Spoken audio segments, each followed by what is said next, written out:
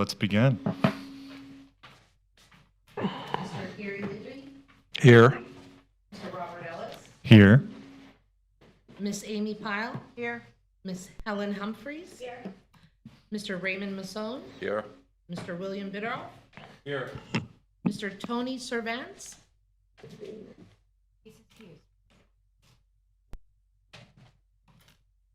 All right. Well, with our call to order, let's begin with our Pledge of Allegiance now. Everyone stand. I pledge allegiance to the flag of the United States of America and to the republic for which it stands, one nation, under God, indivisible, with liberty and justice for all.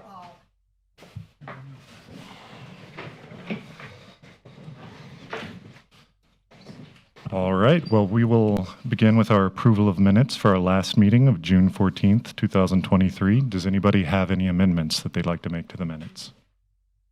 I make a motion we approve as written. Excellent. second. All right. With that seconded, we'll move on to new business, seeing as there's none.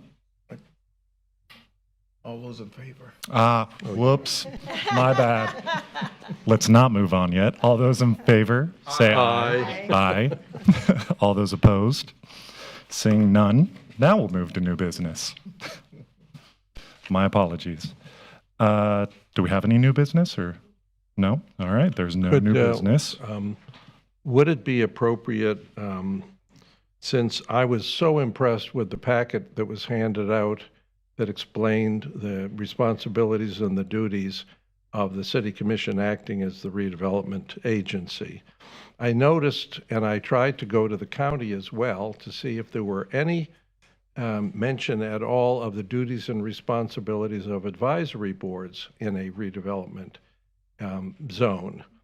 And the county was unaware of any of them.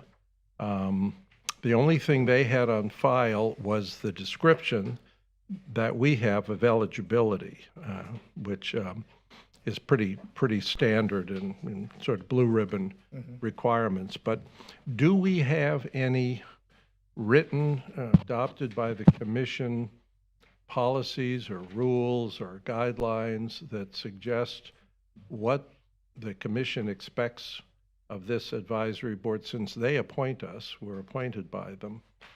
What do they expect in return, other than our two new judicial land development code responsibilities that have just been added? Do we have anything? Well, we do have a provision in our land development code. It's section 2.3. I can share that with you. Well, that I know. It says the powers and duties that this board has, and it has like. Oh, does it have the? It does. It has on section 2.3b. It says powers and duties. I can share that with you. Yeah, I think it's important because the packet was so clarifying, Ken. It was terrific, but there was a missing. You know, you go to put your foot on the brake or the gas, and there's no gas pedal or brake pedal because it does not. The packet did not contain what is expected of this board, why the commission created an advisory board, and what their expectations are. Now, I know my colleagues on the west side have had several presentations from their advisory board before the city commission. We haven't had one in the 3 years or the 2.5 years I've been involved in the board, and I don't think this board made any presentations or recommendations to the commission after a motion and passing and moving on them, unless I missed something. Now, since I've been here, none of the other advisory boards have made presentations before the CRA or the city commission. I'm sorry. Well, how did the west side get the changes, all of the changes that were overdue changes, given the west side of town, to help them move forward? In other words, I think there seems to be a missing link on what our authority and what our responsibilities are, other than we're eligible to serve. Now, what else is there other than eligibility to serve? As Angela stated, the section on redevelopment boards in the Land Development Code Well, how about, provides the how responsibility. about including that as an official order of business, just like you did the beautiful charts that showed the city commissions operating as our redevelopment agency? Could we do that? Yes, sir. Mr. Libby, we'll share this with all the board members. Am I We'll by send a myself, copy out or to all do the my board members. colleagues- Well, I second, well- yes. do any of you- I have a copy of that in the booklet that I received. Yeah. It's in section 4 here, so, like it says, duties and responsibilities, general duties, powers, decide application for development permit, decide appeals, and so on. Well, but those are the new land the ones that you just quoted are the land development ones that were just added recently. I'm talking about redo of the land development code. I served on the Main Street redevelopment board for years. And we would discuss things like the National Register status of Surfside Village. That came from the board through our staff, who thought it was a very good idea, and it satisfied a lot of needs that the city had in saving that neighborhood and improving it. And our chairman, I believe it was Teresa Doan, made the presentation before the city commission on behalf of our board with full support of the staff. And that's how we got business done. Pinewood Cemetery is a National Register district now. That also came from the Main Street Board, because we wanted to protect that property and make it a park and make it have more public enjoyment of a green space in a heavily paved over part of our city. So if in fact, if it's okay with you, Ken, maybe I just didn't see it, but it might be a good time to revisit that, because I'm glad Silver Beach is on here, because the Silver Beach discussion that we had and that our colleagues on the planning board had suggests to me we need to start looking at some recommendations for the city commission to make sure that what might happen was totally unanticipated by us who got together to create the PUD. Never would we have had the challenges we discussed at our meeting 2 meetings ago, were never anticipated by anyone who was involved in creating the planned urban development as a way to move our city forward dramatically and eliminate some of the hazards. Because the PUD was tied to the variance standards, which meant a building could go as high as it wanted to, but it had to increase the setback Point of as order. it went high. Mr. Chair, You know. we are going to have a discussion of the Silver Beach Okay. project on I'm 7A. just using it as an example, but Yeah. if it's okay with you. We'll share the requirements of the advisory board, because that's all we have to give you. We don't have anything other than that. And any wisdom you might give us, because all literature is open to interpretation. So I'd love to hear your idea and the staff's idea on how we could help the city move forward. We keep talking about the low-hanging fruit. I remember Mayor Glenn Ritchie, every meeting we had low-hanging fruit. There's a lot of low-hanging fruit in the plans, in the redevelopment plans. But how do we get to them? How do we shape them? And how do we move them forward, I guess is my question. Well, to Mr. Libby's point, since we're on this topic, I'll just say what I like to do is to choose something and, put a little work into it, put a little research into it, bring it to this board for a discussion. And then, I have an item like that tonight that I want to do, and I'm not going to take up a lot of time on it. But then to urge, either staff to take action or ask staff to take action or ask staff to present some to the commission. I don't know how far things can go, but we have to kind of. You've summed up the enigma. Right. We don't know how to move forward. We just have to do it, Yeah. I think. I agree. All right. In other words, Ken, would it be appropriate for our chairman to be an agenda item at a city commission meeting if everybody's in agreement that we are dealing with something that needs to be brought to their attention, that we think they'll be favorable But- about. But Gary, we're talking, we don't, I don't hear, you have to be explicit of Yeah. what you want. Right. So We need to get there first. maybe, Yeah. you know, Yeah. having a discussion with the board members about what you want to do in front of the commission. I agree. Maybe let's Yeah. bring this up in discussion. One issue at a Oh, time. yeah, and I think her idea is an excellent one. Let's grab a piece We'll of practice. low-hanging fruit and see if we all agree and then move it forward. Let's. Okay, thank you. Thank you, Gary. Thank you. We have a staff report from our police officer here. Let's go ahead and get that.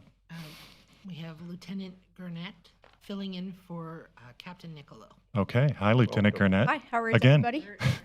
Thank you for We coming. don't have crime numbers tonight. We're in a 3-week cycle. However, Beachside's looking really good. Everything that we're getting, we're clearing by arrest. And I'm just here if anybody has any questions or issues that you need to bring up. Okay. I wonder with the pre-4th of July parking on the big vacant properties, were any notices of violation given, or how was that handled? The big property at A1A and then also the one on Grandview were We're on Grandview. between Fifth and Kemp. Oh, There were okay. people charging for parking on the In the vacant lot. vacant lot. And I heard from at least one commissioner and the city manager that it was going to be looked at. I don't know where it went, but I wonder what happens with that. They just shut them down, or do they give a violation notice? So or- if we get notified of somebody doing that in a vacant lot, there's a couple things that we can do. Number one is try to contact the owner and determine if that property is considered a trespass arrest site and maybe arrest that person for what they're doing. Fraud is another idea to go by because that's what he's doing, is he's representing the property as his own and he's selling the property for whatever amount of money he's paying, letting people pay to park. But we have to be notified by it. It's not that we don't drive by, it's that we're so short-staffed, we're trying to get to everything the best we can. I know. But those are the few things that, we can do. But what if it's the owner If the owner's wanting to do that, as far as I know, doing it without a permit? then we would have to just launch a complaint with code enforcement and hope that we have code to come in to do what they need to do. But you hadn't heard anything? No, about it. I hadn't heard anybody complaining about people using their lots to pay for people to park. Because I worked that night, I didn't hear anybody complain. It was the 3rd. It wasn't. the Yeah, I worked 4th. both nights. I didn't hear anybody complain about it, so, Okay. sorry. All right. That's okay. I just wondered if you had any additional input. No, ma'am? Mr. Chair, I can report that code enforcement is aware of it. and Okay. So they are looking into Yeah. it. All right. Yeah. It's good to know. Yeah. Thank you, Ken. It happens every once in a while. We get that. Not surprised that it happened again. I mean, it's an easy way to get a bunch of cash. Seems like it happens every event we have. Every single event. I mean, there's Multiple lots. the old church Yeah. there on Peninsula that caught fire. There was the guy was, selling his land there for parking for bike week and stuff. They shut that guy down, so. Yeah, we've had repeated, every year we've had people attempting to sell motorcycle parking slots in Pinewood Cemetery. And one of the reasons the board voted. In the cemetery? In the cemetery, absolutely. As a matter of fact, I drove over there to close the cemetery one evening, and there were 75 bikes that were parked all in there. And of course, most of them were in the Boot Hill Saloon. Now, I had a coat. I had a coat and, well, they were very much alive when I saw them. And so we've had to close the cemetery during bike events on Main Street because the motorcycle parking led to camping out, and the camping out led to vandalism. We had a couple of tombstones stolen and things like that. So there are similar, know. challenges Sure. that we have. We spoke to the police. Police have been wonderful, but they can't be everywhere all the time. Right. And they said, well, why don't you give it a try to be closed during some of these high-intense events? People can't really come to visit the cemetery, people who have ancestors buried in there. And so that's been our solution to it. We wish there were a better way to do it, that we could keep it open, but it's a maintenance challenge, yeah. I mean, I find it creepy to be in there at night, but okay. Everybody's got their thing. But yeah, I'm pretty sure it's locked up at night every single night, so nobody goes in there anymore. So Just one question. Can't we get volunteers to help during the events? Because I know I would volunteer, and I could probably find other volunteers to help the police department spot these things to make everything a little bit nicer. I can certainly relay that to Captain Niccolo to see if it's something that we can utilize. And the second thing is, I think it was like during this last event, I think, because I live on Beachside, and there was a hotel, I can't think, it was the Streamline, and they had recently, so I think weren't they doing paid parking again or something like that? Somebody complained. I don't know that they were making event. people pay to park in their lot. That's good. I'm glad they did. I haven't heard that. I heard it, but as I said, I don't know. A lot of stuff is jarble out Sure. there when you're talking.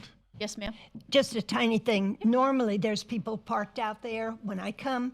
Tonight, when I was coming, there was someone sleeping in the covered area out there. So, in the parking lot? when I leave, if there's someone that's sort of out there. You let us know. We will make sure they're. Yes, okay. Relocate. And just a bit of humor, not that we need it, but I own a parking lot on Main Street. And one night my alarm went off. Nothing was wrong, but somebody had a chair there and was collecting money, and he yelled at me, "You can't park there, lady." I said, "I'll only be here for a minute." "You can't park there." Meanwhile, you And I put your said, key in the door. "Actually, I can. And who are you? And Right. why are you charging on my lot?" Exactly. Yeah, he grabbed his chair and left. Well, it's a good thing he listened to you Yeah. because we'll be happy to help you remember.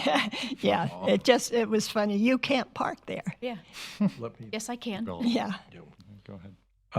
I'd like you to pass on a big thank you to the force on the Beachside for the incredible help they gave us at Pinewood when we had the man running the 2 traffic lights, hitting the pedestrian and crashing into the car and knocking down the gates, the entry gates to the cemetery.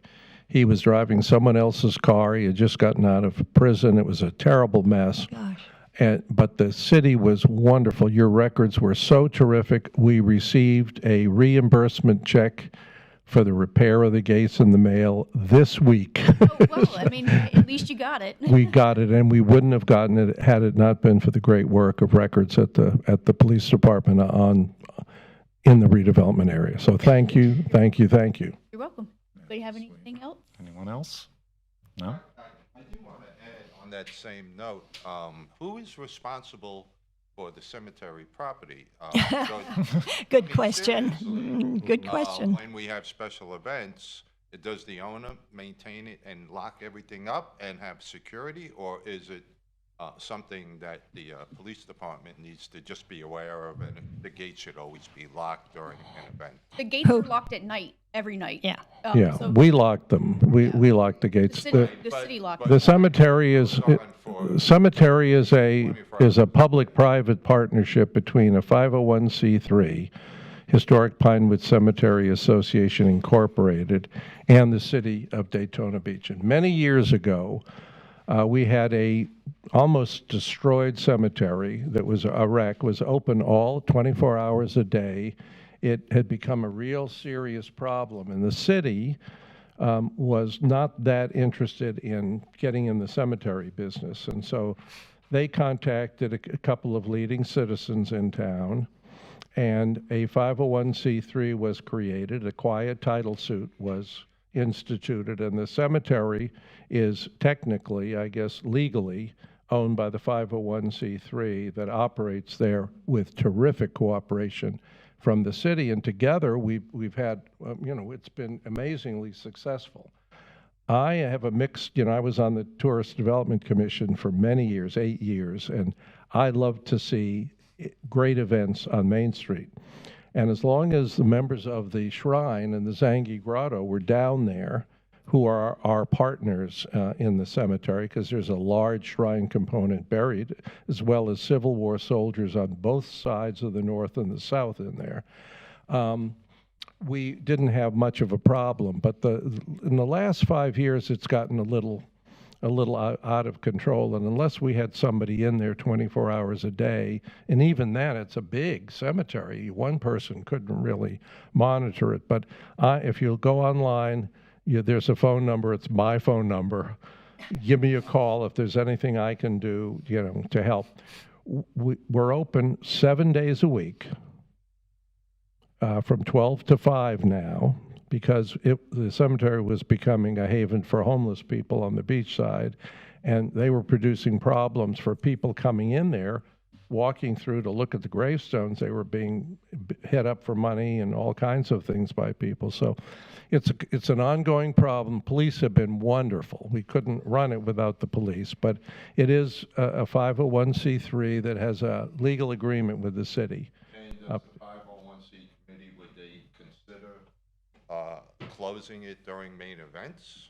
Well, we do. We're now, just this year, we've started closing the cemetery during Bike Week events because the sidewalk in front of the cemetery has become a space. It's a city space. You have to get a permit from the chamber or from the city in order to sell water or do something on that space. But it's virtually impossible for anybody to get in there. And elderly people who want to access the cemetery in a car can't even get on Main Street. They're not allowed on Main Street. So we're working. We'd love suggestions. We don't have a perfect solution, but so far it's been maintained. Please come and walk through. It's never looked better. The tombstones are clean. I mean, and police have been just super. They have a great soft, firm touch with some of the people who would like to move right in there and live there if they could. Easy to hide in there, and Yeah. you know, the homeless problem is pretty much gone out of there. If they go there during the day, it's kind of hard to not allow them there if it's open. But Right. you know, during events and even at night, it's closed down, so they lock the gate. So the only way to kind of get in there is to jump the fence. Yeah. And I don't know who's going to put forth that effort, because I wouldn't. And in addition, I've noticed they've added LCD or LED lighting in there. Correct. Which is great. That's, yeah. Is that, who pays for that? We do. We do. The 501c3 pays for all incidental expenses. The city generously contributes on the big maintenance items. It's been a great working relationship, and it's worked, I think, very well for the city, and I think it's worked great for those of us who run the 501c3. I'm a vice president. I'm the chief financial officer of the cemetery, but I'm the responsible one, and my phone number, believe it or not, is on the internet. Oh, if you look up Pinewood, it says call 255-8840, and that's me, and I look forward to hearing from you. Is there any discussion about security and who would pay for that? Like either a detailed, a police officer on detail when we have special events? It's part of the regular route that the police take, and when it's open, the police have permission to access the cemetery in police car and a vehicle. They're the only ones who can take a car in there. And we have access to it at night. Yeah. We have a key to the gate, so we can access at night. So it's already being handled? Oh, yeah. Yes. Oh, yeah, Yeah, absolutely. and thank you for the question. Anyone else? And if you have some free time, a little spare money, I pass it all the time. okay, yeah. I need to look at gravestones, Yeah. Well, yes, yeah, Older. Yeah. Is that we didn't get on board way, because there used to be in the Burgoyne part an exquisite, huge stone angel, and then stolen by their bikers. babies were buried. There were little angels bent over looking, and those have all disappeared. So That's the Burgoyne Mausoleum is there, and he was really the man who put Daytona Beach on the map. His resting place, his wife, and I believe their two nieces are in Pinewood, and we do everything we can to maintain it because it's on National Register. If you look there's a new program on Channel 15, Great Cemeteries. We're on there. We'll be on there in about 18 months. Our littlest cemetery in the smallest city is in there because of the people who are buried there, including Civil War, Northern and Southern soldiers, which are pretty unusual. All right. You guys have a good night. Thank you so much. Thank you. All right. On to old business. So, let's see, we have the Silver Beach condo slated for a board discussion tonight. Do we have any new information on that, or we're just having a discussion here? You request Yeah, I to know, have we it on the requested to have it. agenda, but I we don't have believe no we new- requested to have it once there was new information on it, though, so I'm just asking, has there been any? I might have, I mean, No, I mean, we'll have a discussion, I'm just Yeah. asking. Okay. I'm just asking if From there is him. any, And, yeah, and new we don't have information. no new information. Nothing new? Okay, No. all right. Perhaps Well, then we're open what for did the discussion. planning board settle when this project went from us to them? Maybe that would be the background. Well, that would- and that was discussed at the last meeting. It was continued by the planning board to allow the developer to pursue alternatives. Okay. So it's technically still in the planning board's purview. It's still in there. If I may, I was around and I remember I was chaired Economic Development Advisory Board for the city when the PUD idea came to the city by a group of attorneys in town who kept having the possibility of opportunities to bring in some large-scale development into the city. But many of the people who were interested in our city were only interested in the property east of A1A. And the property east of A1A at that time, there was a lot of it available, produced some serious challenges. It's very narrow. We have a public beach. The county beach is right in front of it. You know, it has some interesting challenges to it. And the PUD at that time, and everyone agreed with it, was an attempt at moving the ball forward, helping developers by letting them know that the city was behind new development. Now, all of that discussion, and I remember it very clearly, and checked with a former member of the commission who was serving at that time, who served on that board as a member of the planning board, and he confirms that the reason we had little or no problem with the PUD was any alterations to appropriate zoning would have to go through to a variance. And the variance was very tough in our city. In other words, you could go as high as you want, but every height over the basic height, you had to increase the setbacks. And so if you go on the north of A1A and you see the northernmost leaky building, the tower, it's probably one of the tallest condos in our city. It's surrounded by acres of property, of landscape property. It's no parking. It frames the building. And we actually all went up there, and the building was not brand new, but it was a good example, you know, of a building that wasn't butt right up against the next one and didn't throw a shadow on the beach. It was back from the beach. And I don't know how, Ken and the team, the staff, I don't know how we got to the point where we got to 2 meetings ago when a friend of mine, the attorney for Cobb Cole, made the presentation for Silver Beach. I was shocked at how far away from the vision this has gone. It's gone inverse. It's a huge building on a little piece of property right next to the people to the south, and impinging on a public right-of-way to the north. It's a public walking access to the beach. I mean, as you remember that meeting, I started off by saying it's a wonderful project, but the piece of property is too small. Yeah. I mean, and it went from there, and there were no environmental studies. There were none of the modern things that have developed all throughout the state of Florida. Vero Beach is a good city to look at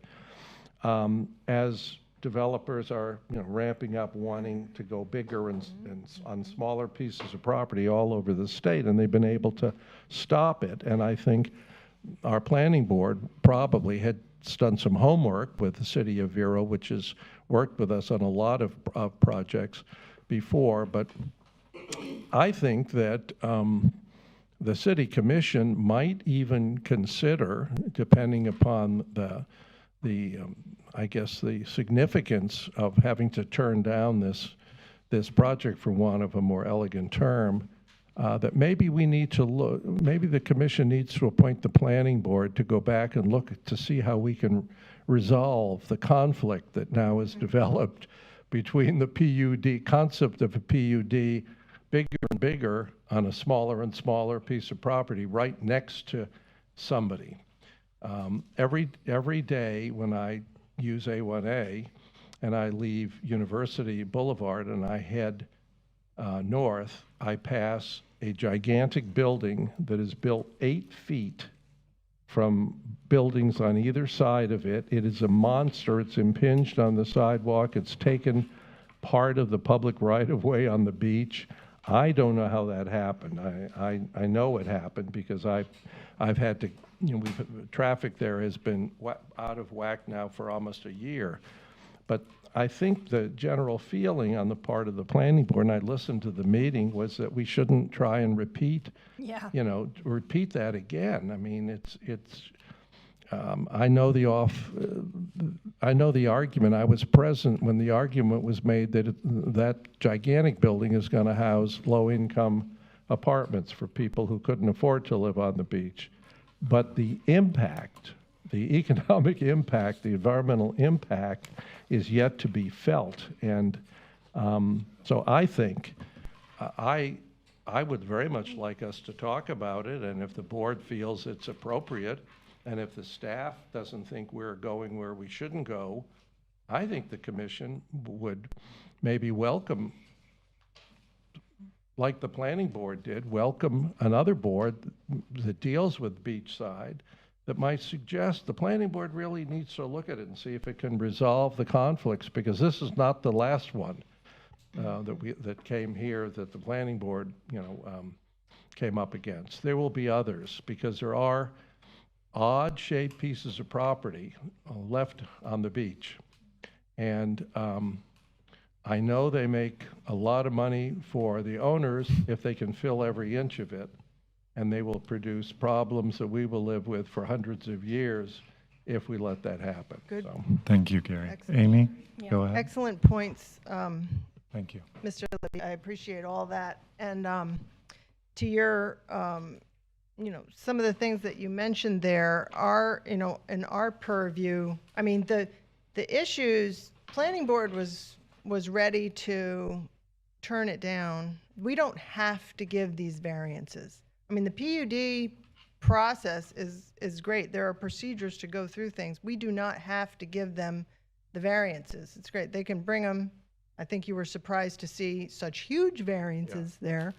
But there's nothing that says that everybody has to get the variances that they want. So I think if we're careful, the process can work. And one of the things, one of the big reasons I wanted to discuss this at this meeting is because our first vote on this as an advisory board was 5-1 to approve, and With some conditions, which were sort of, I think, minimally carried to the planning board. The planning board was not really presented with our whole Absolutely. discussion. It was just like they got a couple lines of it. And at this point, I will tell you that it's very likely that the planning board is going to be asked for another continuance. That's the most likely outcome. But there is also some discussion about finding a way to bypass the whole thing with an average setback in the area, because apparently there's something in the LDC that says that if within a certain amount of acreage, I don't know what it is, but if you find that these buildings have this tiny setback and these do, and you're within that distance, you don't have to abide by the setbacks, and you don't even have to ask for a waiver. So hang on, let me finish. Well, that's what the attorney will argue. Right, that's what they will argue. And you know what? If they find the right wording, attorneys wrote the LDC. So if they find the right wording, they may just bypass this altogether. And at that point, we have to be concerned about what's going to happen. Well, hang on. So as I asked at the last meeting, I'm going to ask for the same thing. And I know it has to come from one of the people that voted for the project during our meeting, but I believe that there is a precedent that we can vote. I would like to raise a motion to rescind our vote from the May 10th meeting. And I would like to ask Kira to weigh in because she said the city doesn't do rescind. No, ma'am. So this is a quasi-judicial matter, and because it's a quasi-judicial matter, once this board has made their decision, there is no manner to undo the decision. It now is in the planning board's realm for their recommendation to the city commission. There are certain due process rights when it comes to quasi-judicial hearings. Okay. And you could make a motion to rescind, but it would not have any legal weight. It would not be considered competent substantial evidence for either the planning board or the city commission to take into consideration. Right. It would just be this board making the decision to rescind our decision, and yeah, Right. I understand that it's not nobody's legally bound to abide by it, but they aren't by our opinions anyway, because we're just an advisory board. So we're just sort of, but we have to make sure that the system that's in place doesn't get bypassed. That's true. So I still would, I would like to recommend to the chair that we do this because it's the only tool, Yeah, it sends a it's the only arrow in our quiver at this point to let them know that we do support what the public has Right. expressed overwhelmingly that they Right. want. If I would ask that if you do decide to do that, that you provide the sections of the requirements that they have not met, so that would give it a little bit greater weight in terms of, anybody looking at it. Well, I think I did that. And I don't, I What I- did do Well, that. I mean, it needs to be part of the background of the new motion, because, again, this is one of the quasi-judicial problems with this, is that the applicant is not here and able to provide argument as to why this motion should or should not be passed. Okay. And they have due process rights as part of the quasi-judicial land development process. Okay. So if we make a motion to rescind without any backup, it has less effect than if we did with the backup. All right. Well, I had, at the last meeting, I asked to include in the minutes my reasons, and they were pretty pointed reasons, and I pulled up sections of the LDC Right. and showed why I did not think, and I can't recite them off the top of my head at the moment, but they are in our minutes from the previous meeting. So can we reference that rather than, I do not have a copy of them with me. So, I agree with you completely. Perhaps what the planning board needs is a more complete and accurate recitation of our discussion and the hesitancy all of us had, as we were told it didn't make any difference whether we voted it down or not, it was going to move on to the planning board. Right. And that Well, was a Exactly. quote. I don't remember who from staff said that, but I asked the question. I remember that. Right. And that was the answer that I got. well, we all know that, though. I think probably a more verbatim record of the points that were brought up by every member. I think probably not maybe 100%, but almost 80%. Most everyone of this brought things board up, had yeah. an issue that really is germane, I think, to the discussion. And I thought I was chairing the meeting, I thought I made it pretty crystal clear. You did. That we had real problems with this project as presented to us, all the way down to the substitution of a palm tree for, Right. the Well, vegetation. I don't know that we're going to get a verbatim transcription of our meeting because I'm not going to do that, and I don't know who else might. But I think at this point we can make a pretty strong statement. It seemed like the planning board did their due diligence beforehand. Right. We could reference our May 10th discussion. We could reference our June 8th discussion, and we could reference the minutes from the June, I don't know if it was June 8th, June 14th Yeah. meeting, and the submission that I made with details. we're sort of flinging this in a way. I mean, I don't really On the expect record. it to, but I just want to make sure that us as a board realize that if we don't speak up, we're just going to get Could we reference that, or do we need to have a list? No, I we mean, if did? you want to reference in that way, again, this is Yeah, just I mean- this board I know making we're purely recommendary, so. do the best we can with what we have at this point. But again, because the applicant is not here that I'm aware of to address this, it really would have no weight or evidence for any future actions by any future Anyone. board. Right.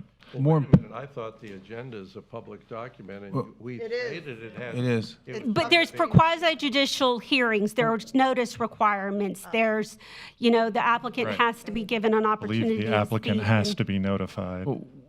Could, Still So do it. then, Yeah, so the yeah. applicant, then, Better than nothing. Bobby Merrill, should have been notified that we're discussing this. It's on our agenda. It's not, once this board has already, it is now in the planning board's hands. It is no longer in this board's hands. Well- There is no action that you all can take that would impact what the planning board, legally impact what the planning board does. what, Except we could go as individuals. Yes. You could go But we speak can as- just go, We could go as individuals and. rather go on the record or rather go as individuals to the planning board. I think we mean, go, both. we I put think it both in, would be even if they appropriate. say this is just a wash, it's in the record that we felt I mean, I think strongly both enough would be about it. appropriate. I think we would I maybe plan get to be at the planning more board meeting on done the if we were 27th. there in person. And then also keep in mind that we'll have to be careful about the sunshine law with going Correct. before the planning board. Right. Because this project, I believe, would be the type and size that would have to come back for this board's approval, for the site plan approval process. Yeah. Okay. Well, if we make a statement at the public comment podium and other board members are in the room, is that? As long Oh, as, that's okay. that's Yeah, okay, as that's long as okay. you don't, As long as we don't discuss anything. Right. as long as you don't discuss it, and as long as if Right. Mr. Libby comes after Ms. Pyle, Yeah. he doesn't address what Ms. Pyle just said, as long as Right. he says what he As long as they each stand alone, correct? standalone, correct? Right. That's good advice. We can take that advice. Yes. My, That's my all my. Go ahead, question Ray. is, what is the precedent for this? We're talking about basically being an oversight committee for the planning board, which maybe we are, but how come the planning board is in this situation? How come they allowed initially these setbacks to even be drawn up? So are we stepping out of bounds here, or No. am I confused? I don't understand. It's like they didn't do their job. They haven't. So the process is, the applicant applies to the city for the plan development zoning change. The staff takes their application, compares it to the requirements of the land development code. They work through the plan development to come up with one that meets the land development code requirements. It comes to this board for a vote to recommend approval or not approval. It then goes to the planning commission to recommend approval or not approval, and then it goes to the city commission to recommend approval. So we're at the step now of the planning board was hearing it.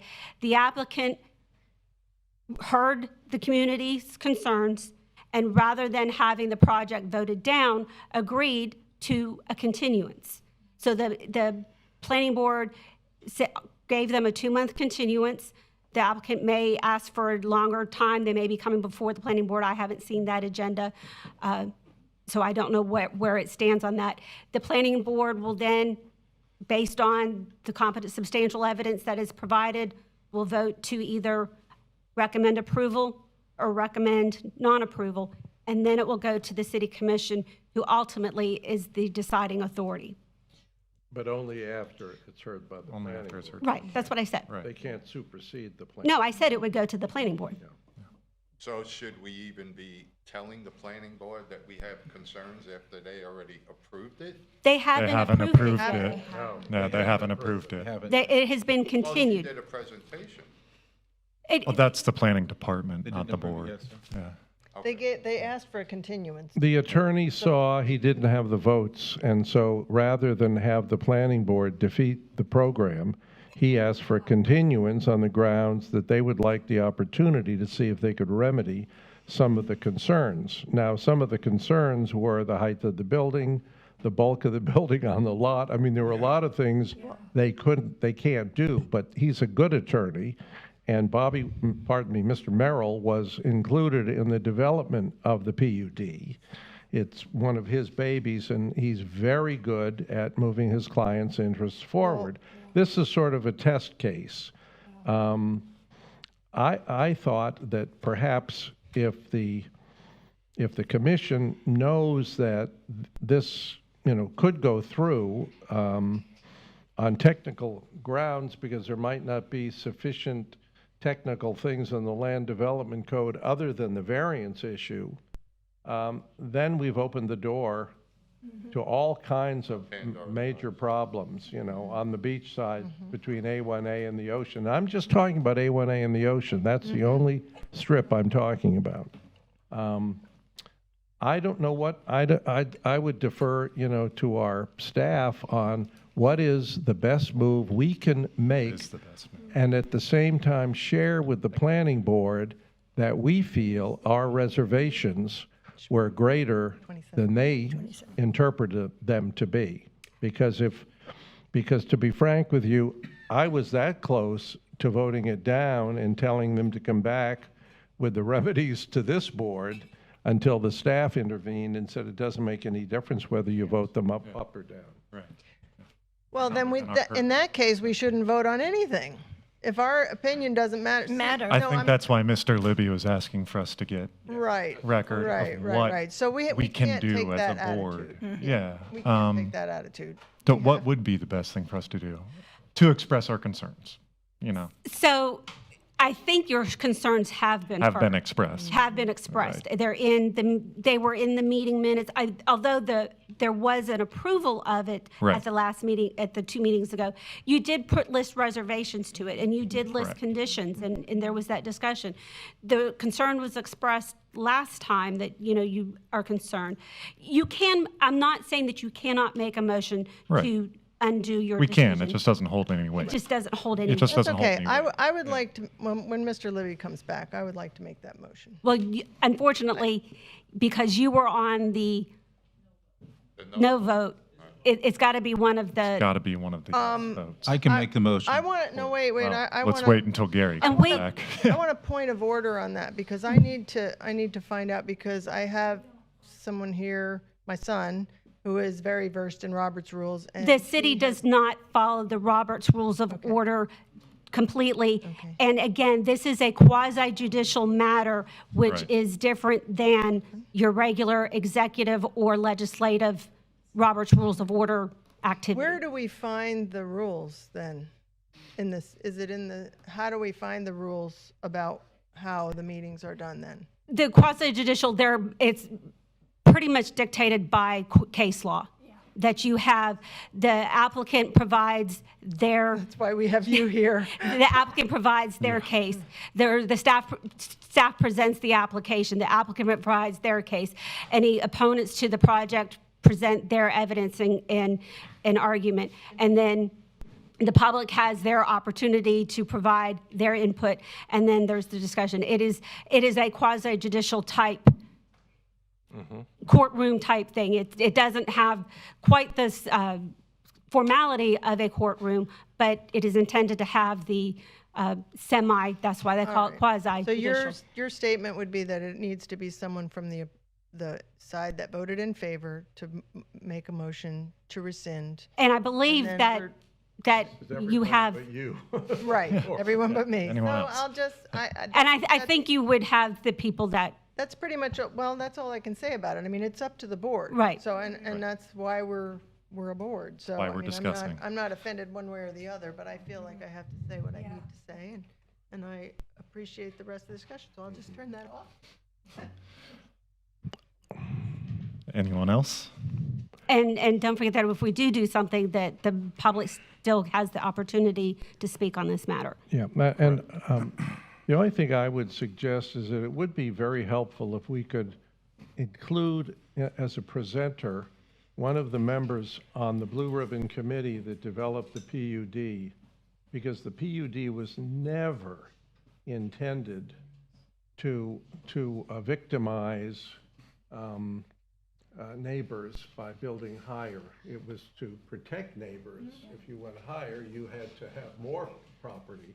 And I don't know how things got turned around. I think probably the rewrite of the land development code, as good as it is, might have had some sections that opened the door for a developer to take a residential lot. There was a house there before there was a motel, Julius Davidson's house, and put a 26-story, 27-story building and call the restaurant a public amenity, because you can only get in and out of it by going through the public right-of-way to the beach. I mean, there were so many things that seem not to be where we wanted to go as with the PUD and developing on the beach, that I think it might be worth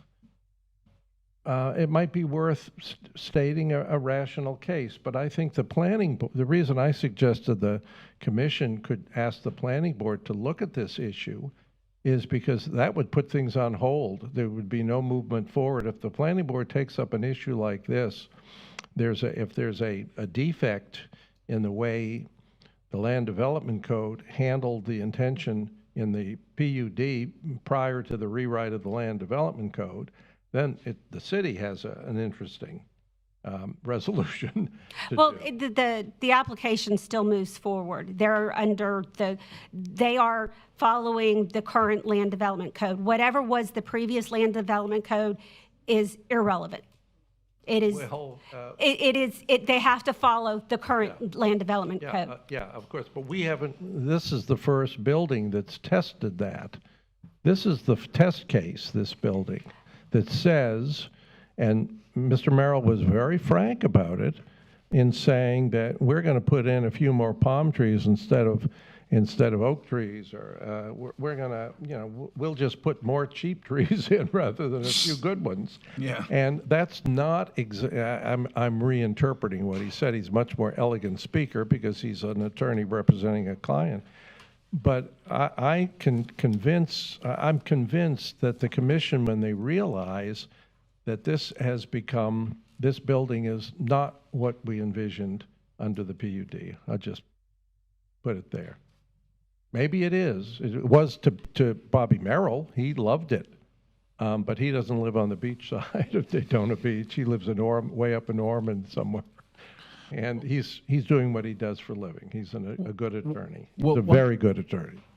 One question. So it went to the planning board. Just what I perceived is when we voted on to go forward, it goes to the planning board. Our notes got seen by the planning board. No? They did. No.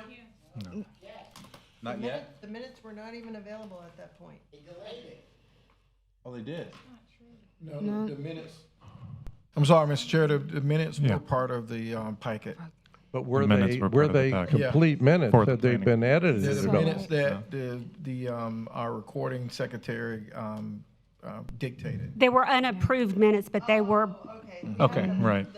No. Okay, so Right. they were dictated to the planning board, is that? well, they're not dictated. They were included in the They were package of included in the information that was package. provided to. Right. It wasn't really What we said. complete. It was a generalized. So Yeah. that's why And were the Ms. concerns Powell, come you from? must also, for the record, you were there at the meeting, and you gave a presentation yes. of what you felt. So if Right. there wasn't in the minutes, she That's did good. it It was in the personally at the minutes. podium. Right. Right. Well, and so our points got across because, luckily Amy showed up. But they already had to set, before I spoke, they were. They weren't going to pass it. They were not going to pass it. I'm sorry it Right. didn't go to a vote, tell you the truth. Would have failed. Yeah. They went 1, 2, 3, 4, and then they asked for a continuance. And I think they're gonna ask for another continuance. And I think they're Well- gonna look for a way around it. When the Well- continuance, he asked for the continuance to come back with something that would not be, I forget his exact words, but it was sort of like something that most people would be happy with. In other words, the 20 public speakers that came and spoke against it. But I think, I'm not particularly sure that's exactly what he's planning. Okay, so in other words, at this point, it's going to be a negotiation thing for the less height or smaller building or different I trees? think. You don't think so? I mean, don't know. God only knows, but at least the process don't know has until started the to next something meeting. possibly idea. positive. Process has started. It's, you know, I just have a tiny question. go ahead, Helen. This more than likely will not be built for 5 years. Am I wrong in that assumption?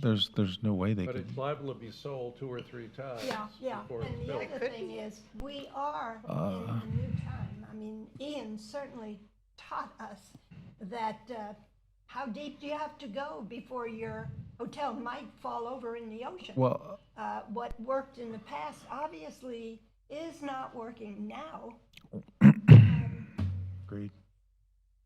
You know, are we like this with our head in the sand? This is, I mean, that is a little piece of property, and I stood on it the other day, and I thought, this is insanity. I wish I had Well, really felt it, yeah. Well, to add one thing, he went forward.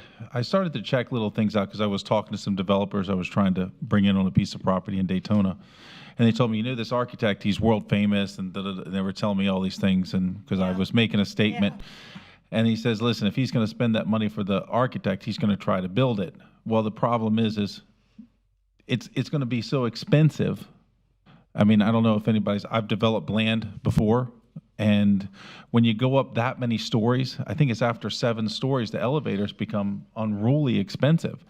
So I can't see them going that height. Yeah. I can see them going for that so they could, Lower bring numbers. value, or so that they can get equity in the properties. But I can see something getting built because the guy wouldn't be spending the money, because I think it's like to get the PUD is what, 200,000, something like that, to get it started, something like that. Oh, more than, Huh? much more. How much is that? Much more. Than How much is that to get it started, usually? Not sure on the exact amount, but it's not 200,000. Oh, it cost me 200,000 last couple of times, but Well, architects were It's expensive. the quickest and easy way for him to maybe double the value of his property before selling. I agree. That's my opinion. Yeah. I'm just I agree gonna with say you. it. All right. So, I don't, So where are we? Where are we on this? Yeah. Snookered. someone needs to make a motion. I'll make a motion. I'll make a motion that we rescind our vote. All right. I will second it, even though it. Doesn't really do I anything. think we're at the It does no crossroads harm. Yeah. Yeah, it doesn't. between environmental situations and We have to take height comment. requirements Yeah. and so many other things. At least we're sending a statement, if not to the architects or the attorneys, to the planning board and the people that have to approve this. It has to start somewhere. All right. It will fall on deaf ears most likely, but at discussion. least we're At making a least, yeah. statement. At least we'll see. All right. I can't see him doing it with the height. Well, That's now we need to take, a discussion. yeah. Got a motion. And Yeah. do we have a second? Yeah. Yeah, we had a She second. seconded. Yeah, we had a second. Yeah. So, Discussion. We can Let me- call for the let me vote. share. well, I think No, we no, have to let me- take public comment before we can call for a vote. Well, Yeah. we have a opportunity. We've Well, been let's take discussing public it comment and for- see what yeah. they Yeah, have to that's say fine. first. I'm all discussed Ann Ruby? out. You're so dumb. Ann Ruby, 137 Park Avenue. One of the very first things you guys should do is learn by what grounds you can say no to a site plan. Because if they are approved to use average setback, what you'll see next is a site plan. So please get some clarity Yeah. on how you can vote no on a site plan if that's what you want to do. Okay. The members of Beachside Neighborhood Watch request that the city take a deep breath and pause before approving any new development east of A1A. Our beach is our most valuable asset, and we need to work with Mother Nature to ensure it remains as healthy as possible. We would like to see a comprehensive plan in place that balances the benefit of new development east of A1A against the health and vitality of our beach and the existing beachside community. That was passed by the B&W membership last week. To expand on this resolution, we need the city, the county, the state, and the federal governments to work together to fund and then implement a plan to preserve our beach going forward. It will require a joint effort. It will require government investment take a government entity to take the lead on that effort. Since our city has the most to gain from a healthy beach, we're hoping to see the city commission begin agitating to build the necessary alliances. As a city, we need to decide how many more hotel rooms we need. The answer simply cannot be more. We need an inventory of our current stock of tourist accommodations on the beachside, including the PDs already in place for new units. We also need to look at the quality of the current offerings. We've been told too many of them are shabby. We should be looking at how to refurbish the shabby units rather than simply building something new and shiny down the road. Truly world-class tourist destinations like London, Rome, or Paris take care of what they have. We need to follow that example at the world's most famous beach. And according to the 2020 census, there are 12,075 residents on the beachside. And there are just under 11,000 taxable parcels to get all together. Of those, 82% are residential parcels. Correct. And the investment that residents have made, the appraised total is, as far as I can tell, over $2 billion. So residents on the beachside matter. I understand hotels and tourists bring in a lot of revenue, and that counts for something. But no way should the wishes of the residents simply be shunted aside. And I'm glad you're going to rescind this resolution. I wish that the time you took the vote, you had been less susceptible to Mr. Merrill's song and dance. Thank you. Thank you, Ann. All right. Stephen Pyle. That's a good point.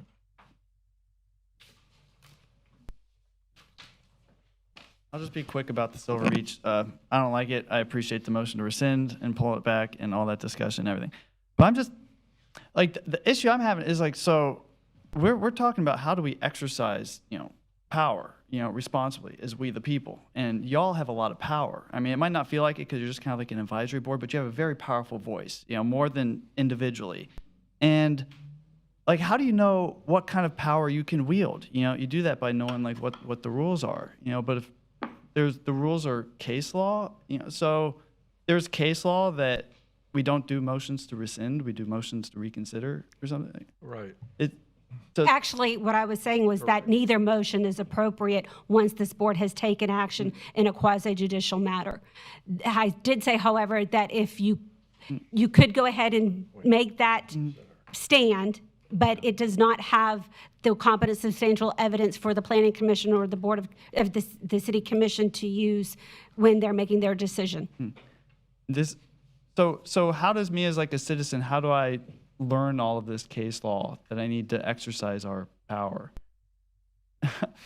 I have to go to law school in order to learn. It's like, that's why I love Robert's Rules of Order so much. Like, I've been getting into, like, meetings and stuff and learning this stuff, and it's like, this is awesome. When I pick this up, I'm like, this is the chess match. This is the board. This is how you actually, like, figure out how to procedurally, like, leverage our power, as citizens. I'm like, this is so great. And it's like, I've been talking to Mom about it a whole lot. You might be able to tell. Mom did a good job. Mom did a good job. So there's nothing. So I would recommend. I think it would be an awesome recommendation for the city to be like, we're going to use Robert's Rules of Order, newly revised 12th edition. And then that makes it settled. And then everybody can just pick this up and go to something and go, oh, we're allowed to do this. Oh, we're not allowed to do that. I think that would be very nice for everybody. Thank you for your time. Thank you. I wanted to add something. Is there any more public? Not on that. Oh, I'm sorry. Yeah. I really liked everyone's points because I really like your point and Ruby's point. Very intelligent. The thing is where it's a slippery slope. We don't want to make people coming to Daytona to invest their money worried or direct them off to another city. That's what happened to me in the past 20 years. But I do see how we can't let them take advantage of us as the residents. There has to be some kind of checks and balances in there.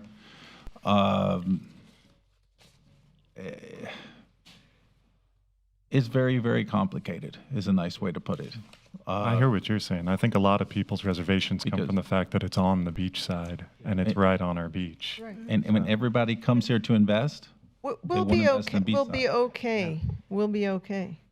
You know, the new big developments are not the only way we can improve here. Yeah, that is. There's a million other ways, and I think because we're only looking at that, we're missing so many other things. I mean, I know you want a big project on your property, and I would like to see you be able to have what you need to succeed there, but it's not just the big things. Like, you know, you said people come to invest here. I came to invest here. You know, everybody that's sitting out there came to invest. I think most of the members of this board. Right. All of us came to invest here, and so many littles, you know, I mean, we're important too, Oh, absolutely. and we'll be fine. But we survive off of, we're a tourist town, Right. and we survive off of Bike beach. Week, Race Week, you know, those things, as well as the beach, Yeah. which is eroding. Yes. And we need the tax, to raise the taxes somehow. Now, we can raise it off the people right now that most of us, I think, we're below the poverty level, or we can try to get these, developers to invest and get the tax money from them. But a lot of times they make deals to not have to pay that much tax. Right, and So, and we're you that's know, so far be out. honest. And to Ann's point, I mean, how many nobody knows how many we need. We can't just say more hotel rooms are going to make our taxes go down. That's kind of like No, it's not. That's a little bit of a, you know, like a carrot I think that it's- you never get to eat. I think it's it's going to take a lot of different things. It's going to take the Yes. hotels, it's going to take the homeowners, it's going to take bringing in industries Mm-hmm. and jobs. It's going to take a lot more than just the hotels. But I agree with Mr. Libby because, you know, I don't want it that we're in need to, I know what it takes to replenish the beach. My father was a developer down south, and it's going to be so expensive. And that's one of the things that stressed me out. Because if we start, this thing keeps eroding, that's the number one thing that brings people here. And if we don't have the money to fix that, Oh, where are you going to get that kind of sand? Because I grew up here. The powder that we had, the sand dunes that we It's- had, the natural flowers that It's grew all over. until Never get whoever went to the head of our state and got the permission to build out past the sand dunes. And I Exactly. know we had a little mom and pop, and all of a sudden, the way it swerved, it just sucked out the front of our place. well, The sand is gone. They can well, bring new sand, but it ain't going to be I- that lovely I white went powder. I went up into one of the hotels, I think it's at the Plaza. I went on like the third story. I looked out, and about 300 yards out there, there's quite a bit of sand out there. So there's possibly a way to, I guess, what do you call it, dredge it in or whatever. But, you know, God only knows. There's always a way, but it's going to take studies. It's Oh, going to take money. people, money and studies, and it's going to take interested people like Ann Ruby and such. I was going to say, how many times? Absolutely, they do. And it's millions of dollars. Yeah. All one hurricane. Yeah, and it's gone. Yes, yes. So I don't think this city could afford it. Right now, no. Put it that way. Um, So Miss- that was I have to go on record with that. My big qualm with that giant building was there was no discussion of a seawall. Zero. It was like a 2-foot seawall and a 6-foot seawall and nothing along Silver Beach. It wasn't even in the plan. And they dazzled us with pretty pictures and Yes, stuff. yes. And we were me personally, I was desperate for development and get rid of these empty lots that were like, yeah, well, this could be good. And then we're like, shit. I'm sorry, but that's sort of what happened. Don't put that in the records, please. Let me speak to the motion. Yeah, go ahead. But we're under the faith that agreement that redevelopment and the city commissioners will look at it, some kind of code where it has to be up to code. Well, I think just by us rescinding this, it's gonna open some eyes, and that's probably the only power we have. And, Mr. Libby has so much knowledge that he could add to this, and if we need to draw up documents, let's do it. I'm ready. Gary, you had something to add? Yeah, I think maybe, I think I was chairing the meeting. I was snookered, not so much by the attorney, but by the two things happening, that I knew the planning board was not going to go for that project, number one. Yeah. And I know the county is very fast developing an required environmental study for any property on its beach. Yeah. And it is coming down the pike, hard and fast. So I hated to I hated to move it on, but I was told it's gonna go on whether we vote unanimously against it or not. So I thought that by asking the question, could we move it on with conditions, which was a loaded question because I knew you'd say no, but what we could do is list our reservations. And you were right on point. And that our reservations would be the first thing that would be read to the planning board, because they know the position we're in. We can't stop a project. However, we could suggest, maybe the big problem is we need a height limit. We'll just put a height limit on buildings on the beach, or maybe we'll just go to the variance rule again, which was the rule in place when we passed the PUD. Can only go higher if it has more land. It can't go higher with less land. And I think that my colleagues on the planning board, I'm thinking now, while the planning board has turned over probably twice in the last 10 years, there are many members on the planning board that understand you can't reverse it and come up with a winning formula. So I would support your motion. I think maybe revisit it, or what was your term, Madam Attorney, other than rescind? Reconsider. Reconsider, to me, is a little more careful, and it doesn't sound like we didn't know what we were doing. The reconsider, because information came out at the planning board that was even more severe. But reconsider means we're going to reconsider and then make a vote on it again later? I mean, that doesn't. Yeah, well, we have to entertain our colleague. A colleague has moved and it's been seconded. So if we want to go with reconsider, we defeat that motion. It still doesn't mean we're happy with it. We go to reconsider. The ceiling's not going to unless fall the in if we motion's vote withdrawn. to make a motion to rescind. I agree with what you're saying, but I think we're in new times here. Yeah. Because we're definitely going to set a precedent with this building. And Well- just like what's happened on Collins Avenue in Miami Beach, and you got 50-story buildings up and down for miles, and it's A gone. canyon. And the city is gone. sinking. The city is sinking. And the city's sinking, so it's like, Well- we should. Before we be do in- anything, we do have another public comment we on may be those able- that got missed. May I ask one other little Gavel-less. Go ahead. But you all heard and read the resolution that the Beachside Neighborhood Watch is going to present to the city commission about asking them to take a deep breath and pause, et cetera, on building on the east side of Commission A1A. or the planning board? Both. She's First, gonna, the she's, planning well, she just presented it to us. All right. And, I think that kind of a resolution wouldn't hurt us to make one either, I agree. But, We do have one more public comment yes. before we move forward on anything. John Nicholson? Slid it in afterwards.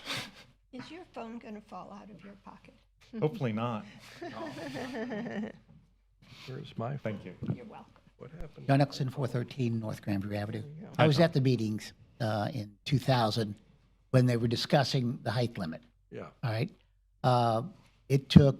We were in the middle of a building boom, and we were expecting all this building to go on the beach side. And we said, okay, hold it until after we made the decision. And the decision was, if you want to go higher, you had to go wider. Because prior to that, you had to be 15 feet between buildings. And we didn't want what happened in Ponce Inlet and the shores. So we thought taller, narrower buildings were more attractive than wall to wall. 15 foot between buildings when you're on the sand gives you no sun whatsoever. No. So we thought tall and narrow. Now, so at some point, the tall and narrow vanished. I don't know if it was a new land development code or whatever. It's a new land development code. Okay. So at some point it vanished. And the question is, how do we get it back? All right. Now, I understand, I absolutely do not agree with moratoriums because we did that and got screwed twice. The pause, not a moratorium. A pause and moratorium are the same. No, they're But don't interrupt me, okay? A pause and a moratorium, developers are the same. All right? When you're sitting there saying stop, okay, stop is stop. All right?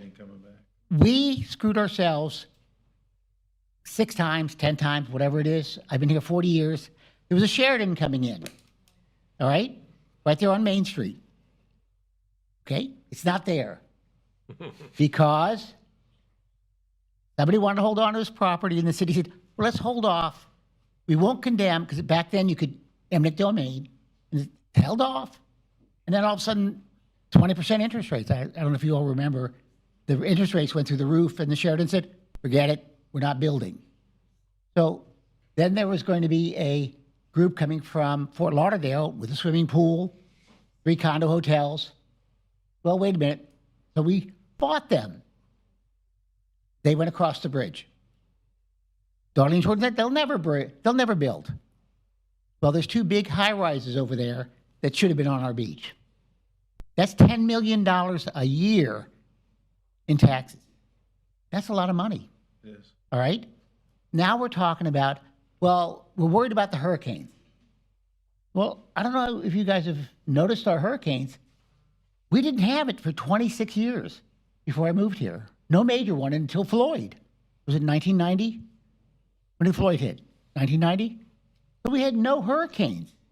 We lost a couple of awnings. Yeah. We lost the beach. The sand went.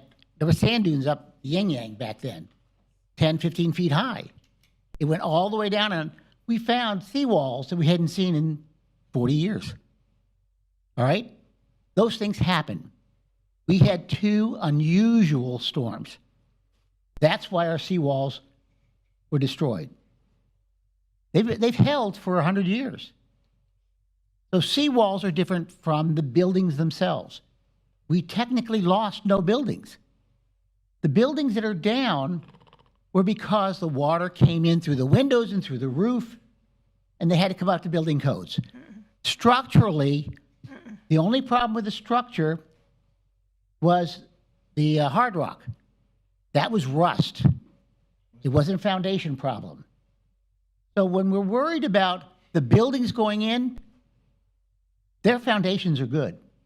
If you look at the Hilton and the Ocean Walks, they're not damaged. Their foundations are good.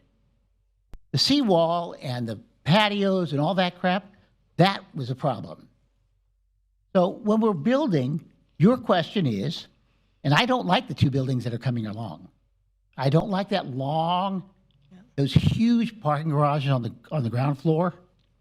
That's the same thing, in essence, of what we did in the shores and Ponce Inlet. You're driving along, and for a city block or 2 city blocks, it's a solid wall. I would much rather tall and narrow. And I understand you don't want tall, but I'd much rather a 60-floor building that's only 100 feet wide than a 400-foot-long building that's only 24 feet high. So I'm asking you to look at what we had in 2000. The tall and narrow is much better than these long, the Hiltons, and whatever else that they're coming down the pike with. Thank you. So you're Thank you, John. I want to supporting answer. the variance, you're supporting the variance rule, that the higher it gets, the more land it must be built on. That was the rule. Correct. You forgot that. Yes. That was the rule. Right. Okay, so. Yeah, 'cause that's why they were- Not just tall and narrow. That's it. But but The width. landscape width. So you can see the ocean. He's too young, he doesn't remember. I grew up here, I'm much older than him. There was a huge building on the beach, it was kind of round, it fell after. We had hurricanes back then. Yes. You weren't born yet, dear, but we had hurricanes, and there was damage, yes. But they were wooden. I will support, I don't force the more polite language. It's a little more legal than rescind. Rescind, to me, suggests at the planning board meeting, we heard things that weren't presented here.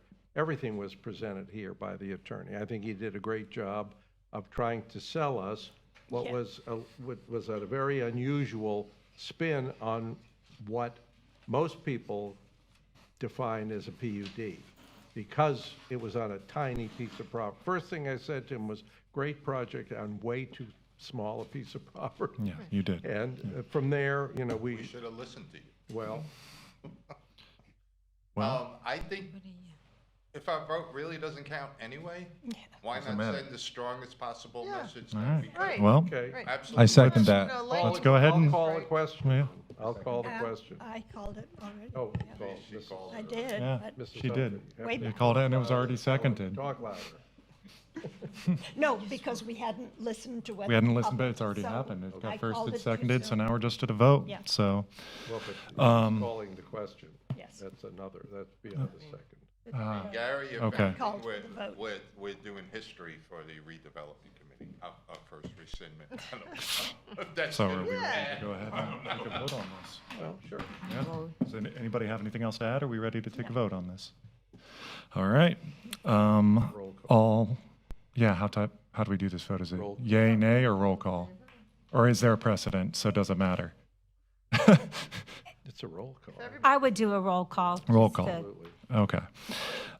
So the vote is going to be on rescinding our vote on the Silver Beach condo From May 10th. Roll call. from May 10th? May 10th, correct? All right, roll call. Carrie Libby? Mr. Libby? No, I'll support it, yes. The support Ms. is yes. Humphrey? Yes. Ms. Pyle? Yes. Mr. Ritteroff? Yes, everyone made sense. So it's kind Mr. of Masood? it's frustrating, but Yeah, it is. It is very. Mr. Ellis? Yes. And I think that'll send a unanimous little punch to it. Yep, I believe that'll Could I make a ask point. a question? Was the fact that we moved it on to the planning board used by the developer as if we were in favor of the project? Or what, did he I'm just sure. state the facts? No, I wasn't there and I haven't seen it, so, It shows up as 5 And to if 1. you were and their attorney, wouldn't you? Approved. pardon? It shows up as approved, 5 to 1. Okay, well. That's all it said. All right, well, I think, that's while I am very much in favor of PUDs when they're done properly, I have to support the motion as I did. Thank you. Because I don't think our opinion was taken, was recorded seriously or passed on seriously. And I'm sorry I wasn't there. I really am sorry I was not there. All right. Moving on to other business. We have public comment and general comments now. Ann Ruby? Ann Ruby, 137 Park Avenue. I would just ask respectfully again that you please ask staff explicitly to bring back the parameters on which you can vote no on a site plan. Because if they find this average setback rule can be properly used in this development, then that is what you will see next, is the site plan for this building.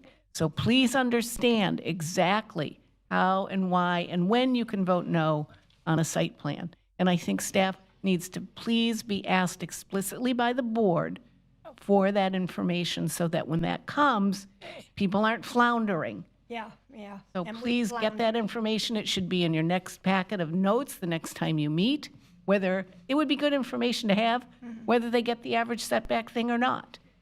But I think that's information you all could benefit from having. Thank Ken, you. can we get that? Yeah, I don't know, I refer to the assistant city attorney on that because Right. we have a land development code, and nothing in there that says if you don't agree, you vote no or whatever. I Right. don't know. What's in the land development code that says no? So if their land development code sets out standards that have to be met, so long as the site plan meets those standards, unless there is substantial competent evidence that shows that they do not, you have to approve the project. Right.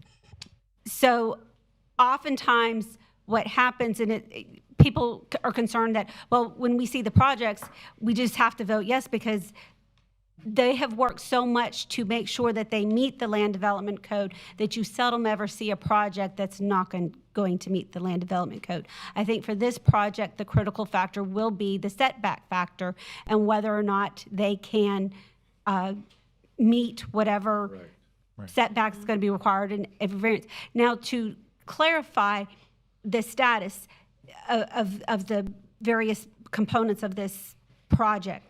What they were asked for previously was a planned development rezoning. It didn't go into the details of the actual project. That's where your concern about whether or not the project will be built or not is valid, because you're not actually looking at a particular project, you're looking at more of the zoning. Now, the planned development zoning does have more requirements to it and does have more similarities to the site plan.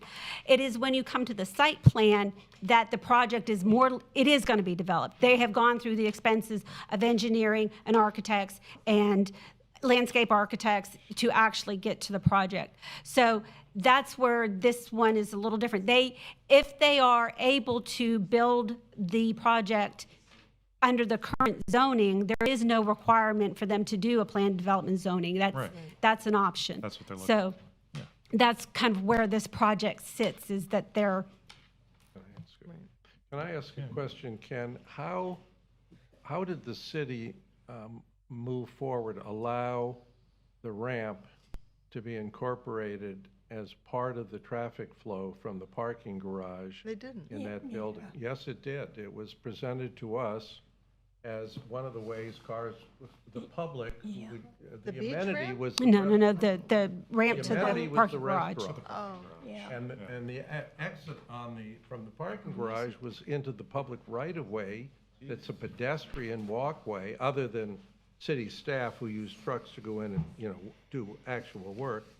Did that raise any, were you part of that meeting? I wonder who on staff was. To me, that's like using a sidewalk, to drive to drive across to get cars out of a restaurant. And whether or not the restaurant in a building like that is a public amenity, has the city decided that if a restaurant is open to the public, it is by definition a public amenity? Well, that's the way it was presented to us. It was presented as a public benefit to have a public. You have to question. Well, we have to question that. And if you go to the planning board, that's the time to bring that up, because I did bring it up. I said, I think a restaurant that is valet only is not, I mean, it's open to the public, but it's really not, something that can be, because they're giving you these benefits to get the huge setback. It has to weigh out. So it's kind of like, is that enough? I mean, that one's An kind of half one, exclusive- half the other. Yeah, There are it lots is. of valet It was just one of many restaurants, things, but it's kind of Lots like, of them. We've got, a dozen of them in Ormond, I think I can see the ramp thing. That's I mean, that's an issue. I'm not questioning the staff at all. I mean, that's what they presented. And I'm always concerned about the construction on A1A on the east side, because delivery trucks have to park in one of the two lanes of traffic. The city has been so generous in allowing the Hilton, which was the Adams Mark, to do deliveries on the street, not provide off the street delivery. And so you've got trucks going up and across sidewalks and things there. I don't know if you look at the traffic statistics on that stretch there where the Hilton is, but we've had all kinds of people hit by cars and things. Statistics, just drive it. Mr. Levy, all of your comments that you all are making, as Assistant City Attorney said, you can put those comments in writing. Yeah. Right. And just give them to the planning board. yeah, or deliver them on the The 27th. staff here can't solve any of those problems. Oh, no. I would And strongly up. recommend it. Yeah. And as far as like this project goes through the site plan approval process. There's the technical review committee that is made up of Public Works and Utilities and Fire Department, that they all look at this. We have the consultant for the traffic analysis, and it goes through the site plan approval process, which is, I mean, you see some of these, and you can go online and see the project and what the TRT committee has stated, and the comments and concerns that they've made with regard to a project. Yeah, okay, thank you. All right. Thank you. All right. John Nicholson? Are we to public comment? Is that what we're? We were Oh, we were public already there. comment before. Okay. We just segued. Yeah. John Nicholson, 413 North Grandview Avenue. Where's the, is this the button? Before I go, Where's the timer? I don't even know where the Gary, timer is. wasn't there a time that how much you could cover a lot? Wasn't there at some point you could cover a certain percentage of a lot with a building? Then you had to have. Oh, absolutely. I don't think this building fits that, I don't nor the one at Thieves. So, but a couple of things. One, I was at the Main Street meeting last night. They're doing all kinds of things. They're looking into employment. They're looking into this and that. You guys are not doing any of that. Downtown's not doing any of that. The last time anybody came with a proactive thing was Helen, like 10, 15 years ago. She wanted planters on Main Street. Oh, yeah. Okay? And that's the last time I recall anybody asking anything to be done. And there are things that Midtown is now asking for and getting that you guys are not. Downtown requested for events and whatnot, certain waivers from police and fire and whatnot. I think whatever any board gets, all boards should get. So if Main Street can benefit by not having to pay these fees because downtown is not paying these fees, I think you guys should get the same benefits. If downtown is using their CRA funds to advertise events, then I think the CRA should use their funds to advertise for Main Street when they have activities. There's more than Main Street. Well, I'm talking about the CRA. Beachside, I mean, downtown only has Beach Street. So, secondly, BHO was supposed to visit you guys and talk to you guys. Did I miss that? Has he shown up? Hasn't happened. Okay, 'cause it's been like a year and a half. Mr. Fietro said he would visit all the boards and discuss it. I would ask you to have him come before you, so you have the same opportunities that downtown and Midtown had to talk with him. The budget. I don't recall you seeing the budget where who gets what paid and whatnot. Because the last time I got a budget, there was like $500,000 in salaries that weren't going out. You had $158,000 going to a property manager, and there wasn't one. So I think you should go over the budget, all the items that are there, to make sure that the money, I understand it's being spent, but Midtown was surprised one time when they were redoing Orange Avenue that they had $1 million that they were donating to Orange Avenue, and they didn't even know they had it. So I think you all ought to know how much money is in, where it's going, and what you're able to bring forward. I think Helen talked about the pots on Main Street for what, 3 weeks or so, 3 months? Oh, my gosh, they were gray. They looked like they belonged from a prison, and I finally got them painted. Yeah. I spent $400 getting the baskets with Remember the live baskets? flowers. Yep. And then the city brought in artificial and took mine down, and they said they got thrown away. Jesus. Okay, and then one last thing. Oh, the sand. The county has located the sand off the beach. We have plenty of sand, all right? Miami Beach, what was brought up at the county council was Miami gets it free. Once it went in with the Corps of Engineers, it gets replenished and it doesn't cost them a dime, all right? That's not assured that we will get our sand for free. It's in New Smyrna. Yep. So, Yeah. all right, thank you. Thank you, John. Thank you, John. Didn't you do it, Amy? Amy, didn't you? You've Yep. done a lot on All right. East ISB. Do what now? I mean, Final sorry. public comment. Let's bring them forward and then. Yeah. Stephen Pyle? Gotcha. Is there any objection to allowing me to donate my time to Ann Ruby to speak once again? Go for it. Without Go objection? ahead. Yeah. No. Okay, so now that we're clear on saying no to a site plan, because everything in the site plan is going to staff is very careful, they do a good job. If it is determined that they can use average setback, and it goes right to site plan, as the project is, or maybe modified slightly, would the board have any appetite to pass a resolution asking for a change to the LDC so that the average setback cannot be used? Yes. So I think that would be Yeah. a good resolution for you to do, and if it may be determined that they can't use it, and then it'll be irrelevant. But if they end up being able to use it, it could forestall its being used in other situations. So I would urge you to pass a resolution like that. Thank you. Thank you. All right, Smart lady. now we're on to board comments. Something Uh, else? I would, Amy, I wanted to ask you, you've done a lot on East ISB, because I know you've cleaned up a lot of stuff, and, Well, we did a cleanup once. yeah, you did more than once, more than once. So, anyway, I just wanted to add that for the comment base, because she's been very important on my street, actually, by doing a lot of good stuff, so that was it. Thank you, Will. Anyone else for board comments? Well, No. Go ahead. As usual, I want to bring this is my one issue, because, each one of us has to kind of speak about what's meaningful to us, and, if it's looking at the budget or whatever, that's going to be someone else's thing, because my issue is always how the condition of vacant lots and parking lots affect the redevelopment area. And I'm just going to keep singing this song, and whatever pressure we can apply. So I'm going to tell a short story first. So this is about two sides of the coin. A couple of years ago, I had a disabled tenant who started parking on the grass to be closer to his front door. And I knew it was a violation to park on the grass in this location, a residential property.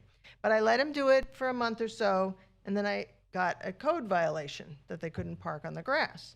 And so I had to tell him that he needed to park back on the driveway, which was only a few spaces away, but this guy was really having a hard time getting around until I could get some rocks or pavers or something in there. And then it wasn't long after that he was in the hospital. I mean, he was really kind of on his last legs. He went in the hospital and he passed away. Meanwhile, there are huge grass lots in the redevelopment area that are used for parking all the time. Yeah. So I kind of just want to paint that picture that there are people getting notices of violation when over here it's just happening willy-nilly. Now, I'm not saying that we need to overregulate people and eliminate what's necessary parking. All of us know we need these large parking lots from time to time for our big events. So I don't want to eliminate that. But in some cases we need to stiffen the regulations. In other cases, we need to lighten up a little bit. But what is the answer? So I don't think it's being addressed. So this is my personal short list of why we need to address the issue. Number one, we have to consider our image, because we're a tourist town. The purpose of the CRA is to reduce blighted appearance. Number two, consider the impact on people who live in the area. And this is about vacant lots and parking lots. Number three, consider the impact on property value. And that's another way we raise taxes, because our property values go up, right? I'm paying, we all know it's going up and up and up, right? So then after I made that short list, I found this in the LDC, section 6.1. Restrictions on outside activities and uses. It says, this is not just in the redevelopment area either. It says, the city of Daytona Beach has an economy that is strongly dependent on tourism. The value of property is in part dependent on its appearance. Outside activities, which parking is an outside activity, everybody can agree on that, can adversely affect the appearance of a community and its public image. It is within the public interest and contributes to the general welfare to project an attractive community image. I found that and I was like, they're singing my song. So now I'm gonna get to my every week or every month I bring a question, right? This is like trivia time. So my question for you is, that was just a little preaching, but I just want I kind of want everybody to know where I'm thinking on these things, where I want to see improvement. So the question is, oh, you didn't look, did you? Okay. All right. Are handwritten signs on sandwich boards allowed for pay parking in the redevelopment area? No. Doesn't look right. No. Well, just, no, yeah, it's, They're used. are they allowed, based in the They're LDC, are they during allowed? certain special events, because the chamber has a waiver, and they are in major control of Main Street during Bike Week. It's their. Are you sure about that? Well, whether or not the city is generous and allows them to use them, Well, that's another I'm question. just saying by the written rule. Are they allowed? And No. the answer not is allowed. no. The They're answer not is no. allowed in the written rules. Number one, they have to have 2-inch high reflective letters and numbers. And number two, they have to be no less than 4 feet off the ground, a sign permanently affixed. So a parking area has to have some sort of a legitimate sign, not this $20 scrawled in Sharpie. It's those heavy. Yeah, on those things, that is not permitted. So whenever we see one of those, we can go, oop. And you know what? This is in the Code of Ordinances, it's not in the LDC. So the Code of Ordinances is enforceable by the police department. So when the police department drive by and there's a little sandwich board that says $20 scribbled, crossed out, now today it's 10, that is Illegal. illegal. Yeah. So I'm informing us all. If it matters to anyone, you'll join me in my fight. So here's a bonus question. What information is required on the sign? Anybody know? I thought you had to have a signed permit. Exactly. You have to have a parking BTR, Yeah. business tax license. Yeah. And that number has to be in 2-inch high letters across the top of the sign. And then the parking rate, daily or monthly or weekly or whatever, has to be on You there. have to have your permit someplace where it can be seen. Well, yeah, that wasn't actually in there, but I think that's During probably a the good idea. events, it's Yeah, that. yes, during special events, they have to have that. They used to give us water, but I guess Oh. we're slave labor here. I mean, So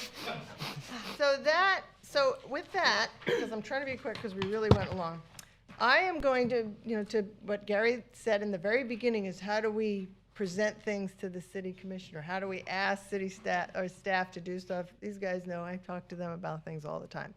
I would like to ask our redevelopment staff to give us something that we can look at, a report including the following information about the Beachside CRA, and I'm hoping it won't be too difficult. A list of licensed parking lots. I'll give you this if you want to. You don't even have to write it down.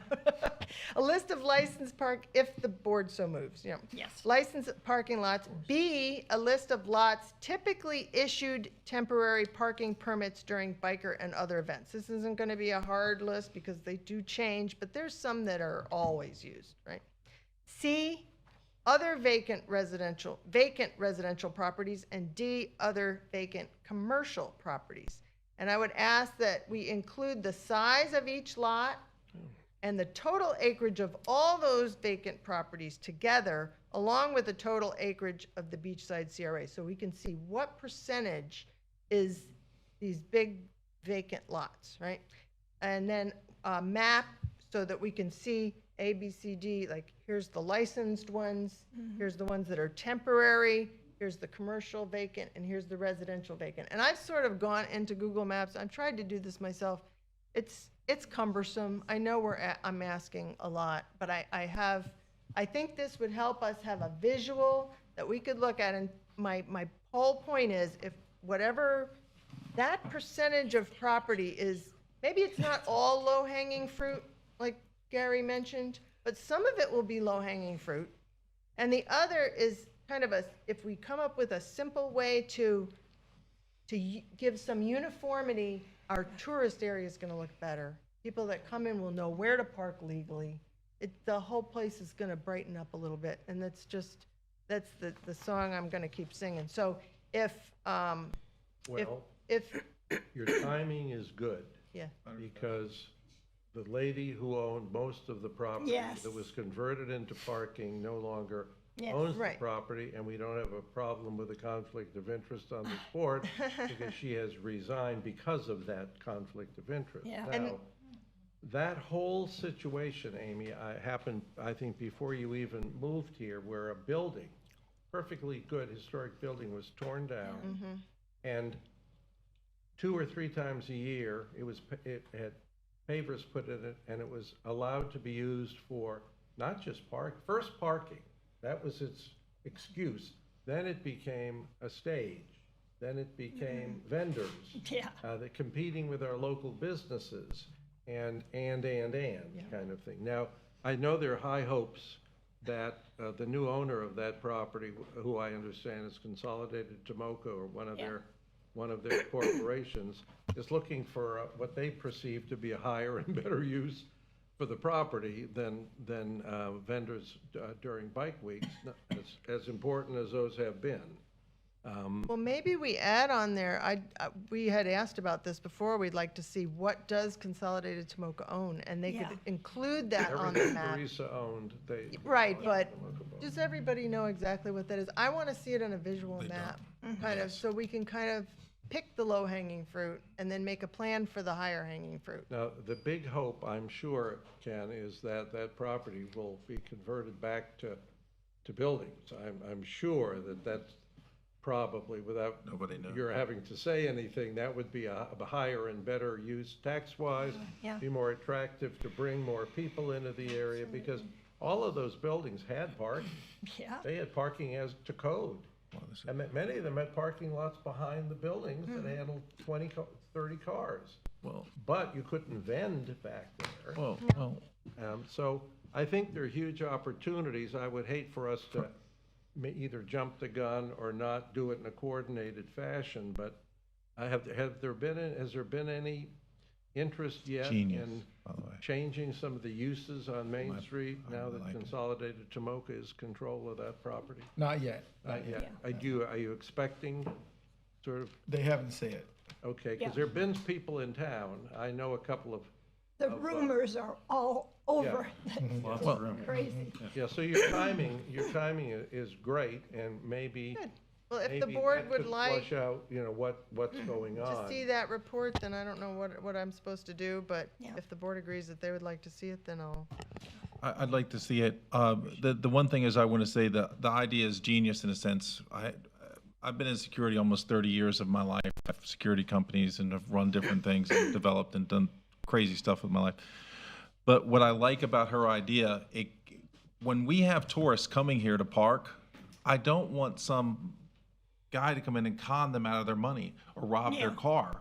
So what she's doing is put together a really nice idea that we can protect the people who are coming here to spend the money in our community, which helps us survive. We're protecting ourselves. Mr. Chair, if I may, just letting you all know, Really beautiful. we have put out an RFP, a request for proposal, for a parking study, and we're doing a parking study for downtown, Excellent. and we're doing a parking study for Beachside. Much So needed. that information about where vacant parcels being used for parking, or what parking is used for the Bike Fest and those types of festivals will be part of the study. Be part of the study. Yeah, it'll be part of the study. So Excellent. we're going to get there, Great. but just not until that study. Not is until the done. study's complete. And we've already And to requested it. And to clarify, it's a request for proposals for traffic engineering services generally. It'll be like a term contract that we use them. Once that contract is in place, they'll go forward with a work authorization to perform the studies. So it's probably going to be, I'd say, 6 months out until it begins because of the time that it takes for the RFPs to come in, proposals to come in, us evaluate them, award the contracts, and then Protecting the family. go from there. Now, to that Thank you.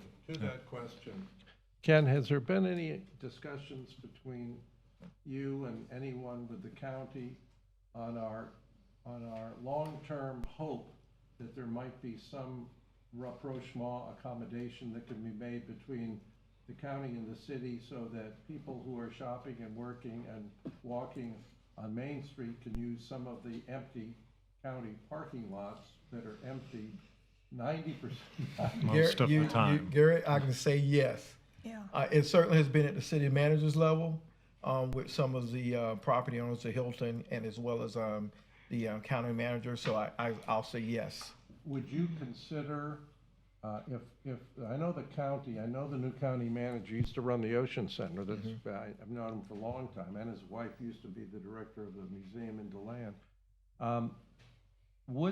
I didn't look through the uses of trust fund monies, but wouldn't if the county was looking for some sort of payment for cover insurance or any liability if that parking became available for city, the Daytona Beach, Main Street, general area, is that a usable purpose for trust fund money? They haven't gotten there yet, Garrett, on who's gonna pay for what. So they're in preliminary discussions But would you about. think it would be? I mean, The trust fund, I mean, if it's part of the redevelopment plan, Yeah. providing parking. Providing parking then you is can definitely use the part of trust the fund redevelopment money. plan. Yeah. But it has to be somewhere in our redevelopment plan. It is. Yeah, well, I would like For to, sure. to speak to that, because I think As well as parking signage. areas, that are now on Main Street, you don't remember when there was a hotel there. and Yes, I When do. there were really some great buildings there. And I think if Consolidated Tomoka knows there's not gonna be a pinch on parking, I think their way of developing would be slightly more in keeping with what the city would like to see, and that's taxable property. Gary, what we're gonna try to do as staff down the road, this is one of our attempts, is that we're gonna talk to Consolidated Minerals and see if they'll come here and make a presentation on, what their long-term plan is. Yeah. As That would be opposed great. to, trying to figure out what they're doing. Yeah. We'll just ask them, won't they come and just make a brief Sure. presentation on what's the plan for. Sure, a they'd be private happy Thing I'm property. gonna ask you is, do we have access to that parking? You wait and see. Well, That'll be one of their first questions. you're gonna be Because able to that'll give them all set your up questions, How yes. big a building they build, if they don't have to put a parking Okay. lot on. Definitely changes things. We'll try to get them on schedule this year. That would be hopefully. great. Yeah. Hopefully, once they figure out May I- everything that they're doing. May I make just one more statement? So my whole thing about low-hanging fruit kind of goes out the window when you talk about a study that's going to be 6 months about traffic and engineering. My whole point was about the image and what we can do to improve it now. Yeah. And I mean, if we're not going to have staff make this map up, I'm just going to start with A, and I'm going to do a slideshow, and maybe they'll let me show a slideshow, because I would like them to do this. But if nobody's going to do it, I'm going to show you, like, for example, there's not that many legal licensed parking lots in the CRA. And I want to show you what they look like.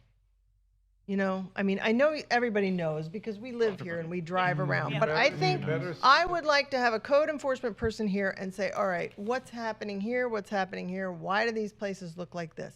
Right. And so I'm a little bit, like, I'm not real happy with waiting 6 months for a Yeah, traffic study. yeah. I would like us to be able to discuss some progress, and that's just what Mr. Libby started out talking about this very meeting, was how does this board do something? Get stuff done. So that's my, If I may, in that note, we are going to have a code enforcement officer starting next month. okay. So they're going to give us a report, and we are going to be able to ask right. questions and show our concerns about the vacant lots. Okay. Starting This next is month. just a tiny thing, and I will be very short. Every time there's an event, I own a big parking lot. Every time there's an event, I have to go to the city and get a permit to use that for parking. So my customers come, they pay the people that we have out there $5, then they come in my store and I refund it. But I have to pay, even though I pay taxes, to use my parking lot. And then I found out that Teresa Doan has a little building that's never used with a big parking lot all around it.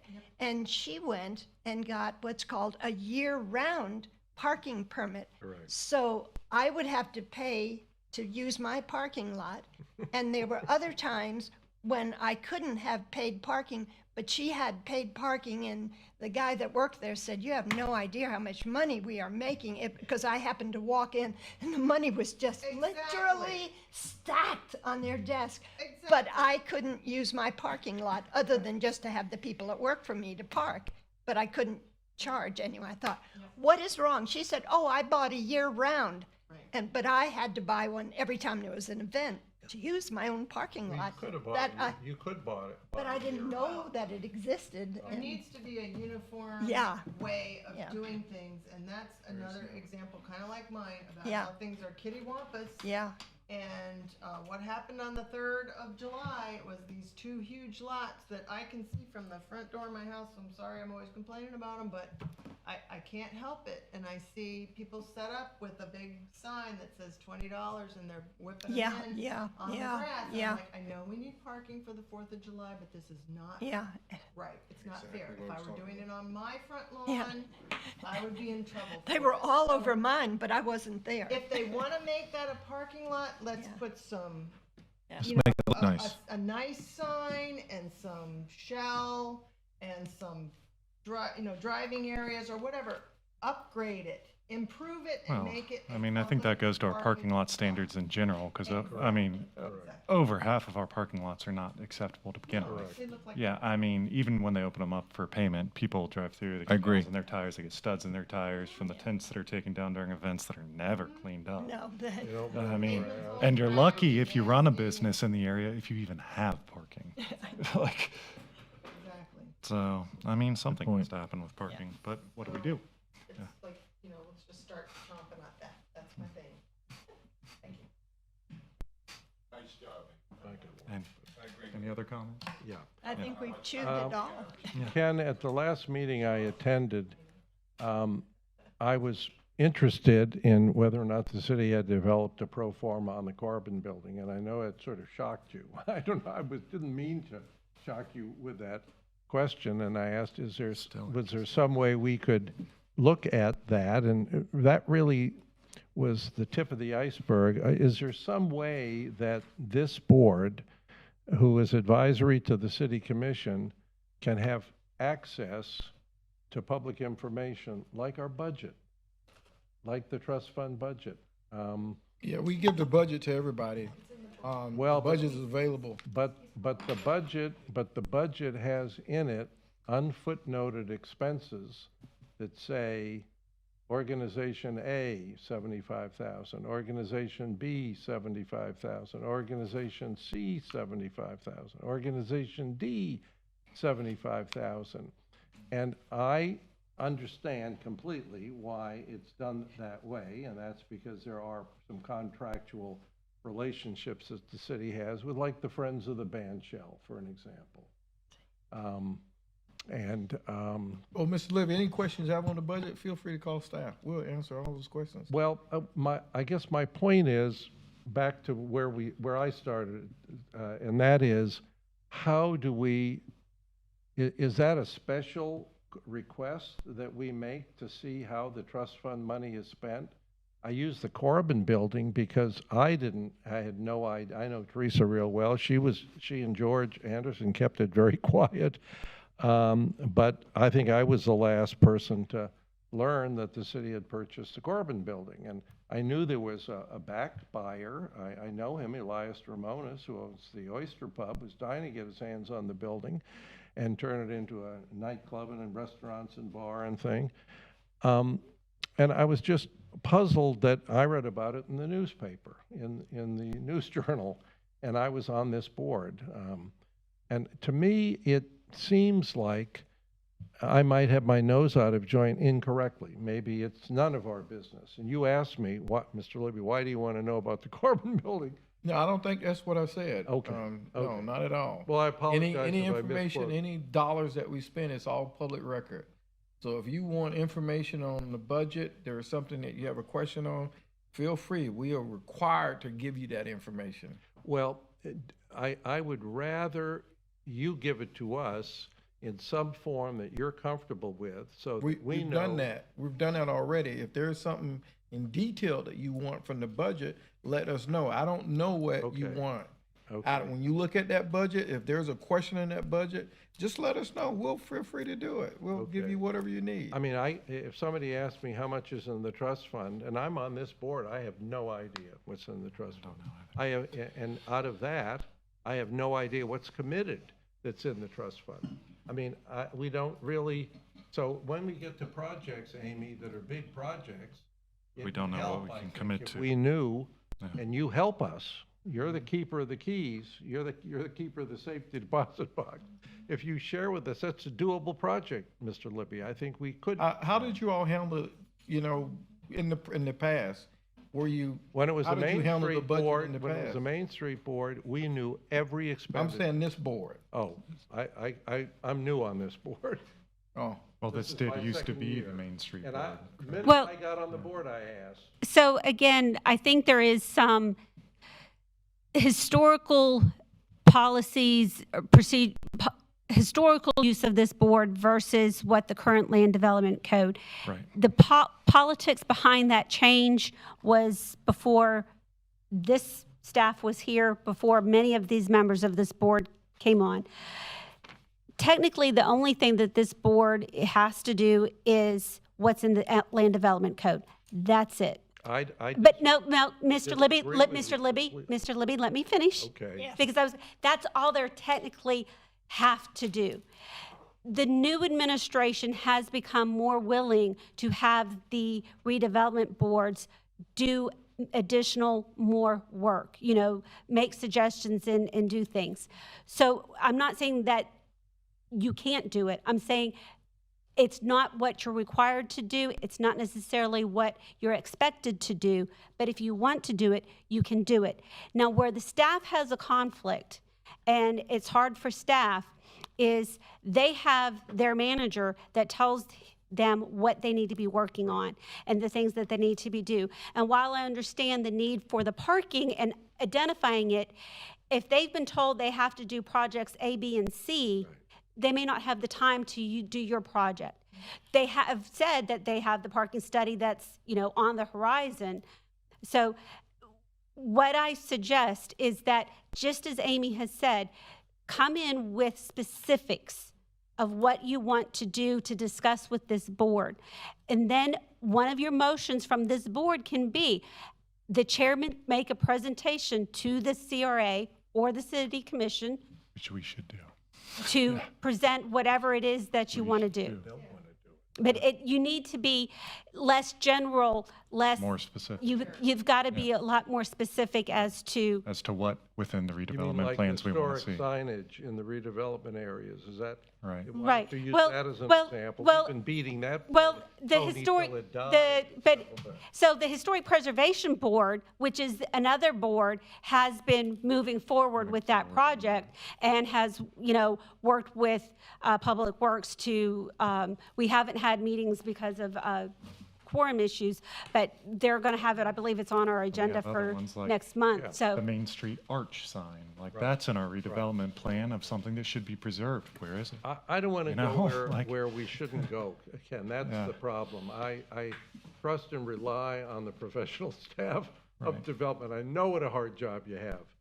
But there is some information, basic information. Maybe I'll just make a general list that we start out the year, this is what's in the trust fund, this is what the city has committed. I know our police costs are a big part of the public safety need in the redevelopment areas, and I support that 100%. I understand that.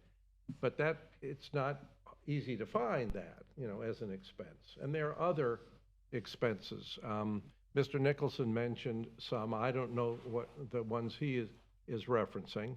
I would just like maybe a short, I'd rely on your judgment and with our attorney's help, a sort of short pro forma on where we are when we start the year. Is there money available? Or is all of the trust fund money spoken for? Is there a portion of it that we can apply to one of the plans? We have a South Atlantic, painting that building. I guess former commissioner was in here asking for some money to paint a building owned by the city that can't be used because it's in such bad condition. Sheila McKay. So I guess that's where I'm going. I know you got a lot to do, but I can't help thinking that less than total silence, that maybe instead of riding in the trunk, maybe we could fit in the back seat. Nobody here wants to drive the car. We're all happy with you're driving the car. But information is power, is it not? And I'd like to know whether or not the money is committed, and if it's committed, what it's committed for. That's why my question on the Corbin building. I think that could be the greatest thing since ice cream. But I don't know. I have no idea why we bought it. I have no idea what the effect on the tax levy coming into the trust fund. If the city buys, a lot of property in that area, what is that going to do to the tax increment financing and the trust fund? it affects it. The tearing down buildings and putting parking lots up has killed the income in the redevelopment area. I saw some figures of what it meant. The counter argument was, well, it's great for business. The businesses on Main Street are making, Teresa was the one who shared with me, but Teresa's point was we're making huge amounts of money, we're paying more taxes, et cetera, even though the state, I think, thinks we don't really pay the sales tax we should pay for our special events because so much of it's cash and there's no record of it. That's another matter. But I'd rely on your judgment. Do we have $300,000 for grants that directly affect the integrity of our plan? I think the band shell is definitely under that. I think the band shell and what they do down at the band shell might be extremely appropriate, or the fireworks that attract people down there. I don't know whether we fund that in whole, in part, little or not. I know the Friends of the Band shell relatively well. They have no income. So, I mean, I don't know how they do these events unless they've got some major. This part of this, again, is because it's actually the city commission and the CRA that expends the funds. The contract between the Friends of the Band shell in the city and the CRA was just, I want to say to this before those two bodies in March, maybe February, March. And it lists out what the city contributes and what the CRA is contributing. And it comes out of the trust fund. Some of it is, I believe, general fund, and some of it is trust fund. Yeah. Well, the general fund is the maintenance on the city-owned facilities, but the programs that are brought in there, and whether or not those programs are continuing to do what we want them to do, they certainly pack the Beachside with young kids. But whether or not that's, whether or not there might be an event at Peabody Auditorium, now that it's in fabulous shape, for the same money, might bring in a whole different audience to our Beachside. And I don't know whether you want us to get involved in that or not. Ken, you and I have had discussions about how we could help Peabody now that we've spent over $1 million in Peabody, and it's a first-class performance venue, how we could help that succeed, maybe by underwriting some of the cost of renting Peabody, which is very high given halls that size, and the money stays right in the city. It just circles right through from the redevelopment zone through Peabody, but right back to the city. I mean, to me, that's good business.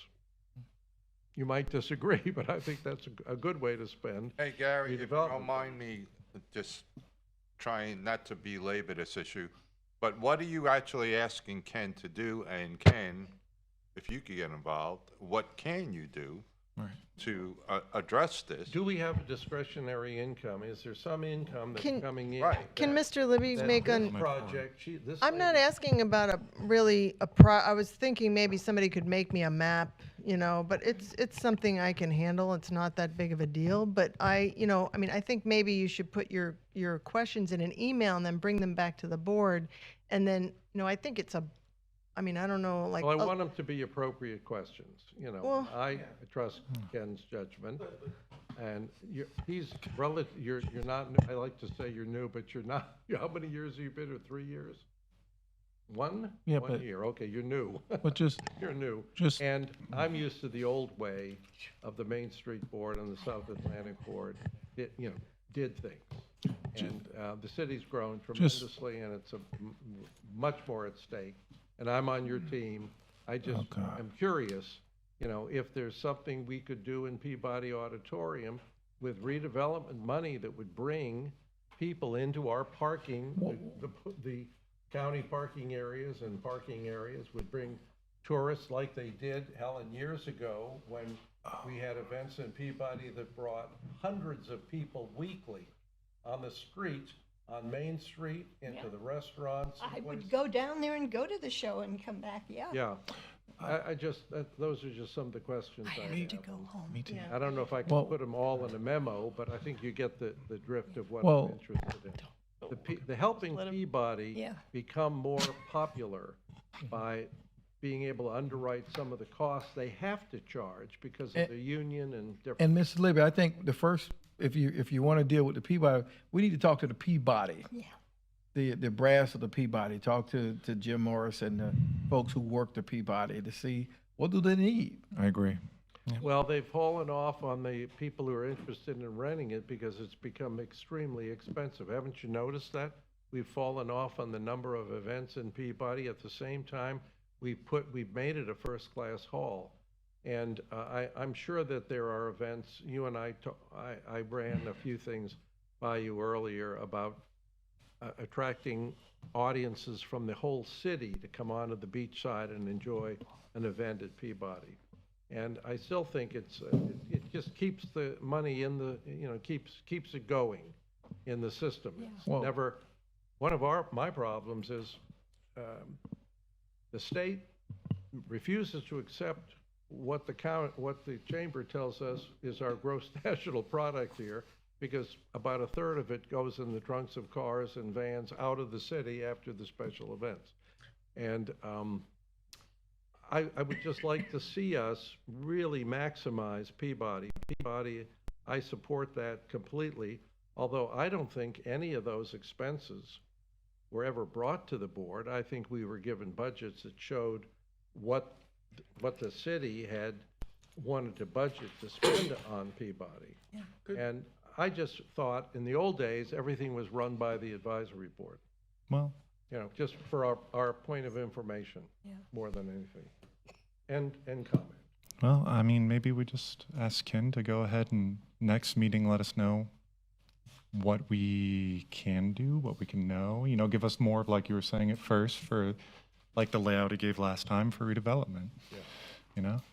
Well, this is city attorney. Yeah, the city attorney is the one can explain it. Yeah. Well, she explained it. She did explain it pretty well. Yeah, what our purvey is. Yeah.